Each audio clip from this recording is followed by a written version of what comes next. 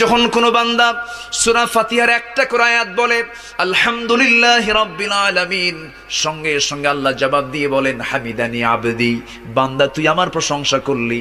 আর রহমানির রহিম যখন বলে আল্লাহ বলেন আসনা আলাইয়া আবদি। মালিক ইয়াউমিদ্দিন যখন বলে আল্লাহ বলেন মাজ্জাদানি আবদি। এরপরে যখন বলে ইয়াকা না'বুদু ওয়া ইয়াকা নাস্তাঈন পর্যন্ত যখন বলে আল্লাহ বলেন বান্দারে তুই আমার কাছে কি চাস, প্রাণ খুলে চা রে বান্দা। ইহদিনাস সিরাতাল মুস্তাকিম থেকে শুরু করে নিয়া ওয়ালাদ-দাল্লিন পর্যন্ত যখন বান্দা বলে তখন আল্লাহ বলেন বান্দা নামাজের মধ্যে এমন প্রেমের খেলা খেললি বান্দা, তুই যা চাইলি সব আমি আল্লাহ কবুল করলাম। ওই বান্দা যখন রুকুতে যায় আল্লাহ তখন অস্থির হন।